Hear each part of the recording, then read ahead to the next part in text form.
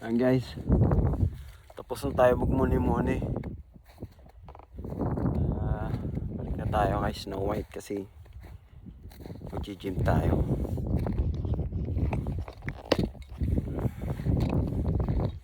Parang nilamig na ako eh. Gusto ko sana kasi na pumunta dito after gym, kaso nga lang pag galing tayo sa gym mahirap naka-open yung ano natin sa balat. So baka pasukin ng lamig, kaya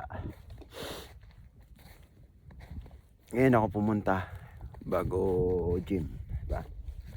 And guys, yan yung Lake Newell dito sa Alberta, malapit sa amin.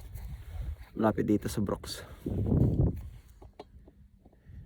Pag summer guys, tubig yan.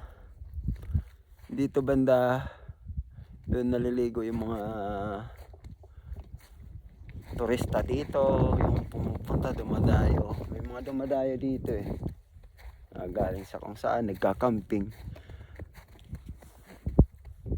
Yung area na yun kasi banda doon, yung camping site nila doon. So yeah, nag-stay sila dito 2 days, 3 days, mga ganun, 2 night. Kasi ito yung pinakamalapit na camping site dito, pero yung iba ini-explore nila yung camping ano nila, schedule sa malayuan, kumbaga sakop ng Vancouver, BC o kahit saan. Yung pinupunta nila yung mga sikat na mga camping site. Pero sa tagal ko na dito, hindi ko pa naranasan mag-camping.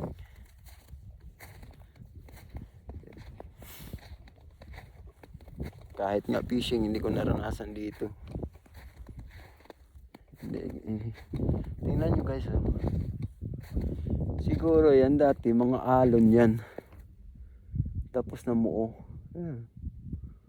Buong ano na siya, broken na ice. Ganda ng ship, parang sinadya eh, oh. Ba?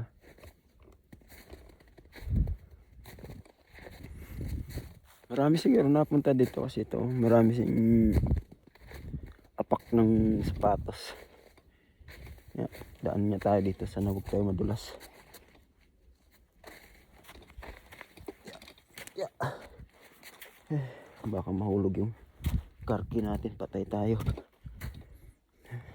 Matigas kaya dito? Oh, matigas nga, matigas ang mukha. Guys, natakot ako baka biglang lumubog.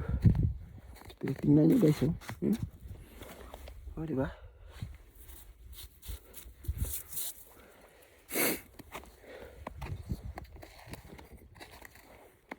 Yan guys, oh.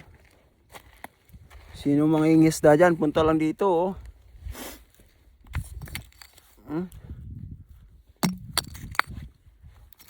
Tingnan nyo, ice. Ice. Okay. Yun pa. Alalaki, blocky na ice. Hindi lang blocky, parang ano na yan eh. Wall na lang, building. Uwi na tayo guys, sinisipon na ako. Uwi na talaga ako sa malamig na weather.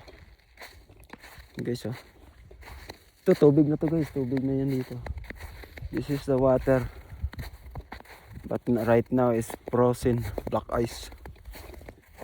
Frozen Lake Newell. Ayan. Ito yung Lake Newell pag winter pala. Ngayon ko lang napuntahan to. Kung hindi pa nabadtrip yung utak ko eh, hindi ako napunta dito. Umuwi na yung nagpipishing. Wala ata huli. Marami sanang ice na panlagay pero walang huli. Guys, uwi na tayo. Nilalamig na tayo kaya doon na tayo magpainit sa Gym. Papainit tayo sa gym.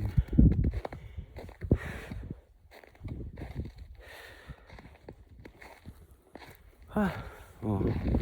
Ayan, dyan yung mga boat nila bumababa or tumatambay. Yun. Doon banda naman yung camping site nila sa likod.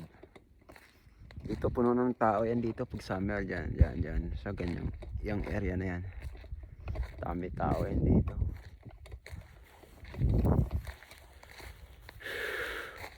So guys,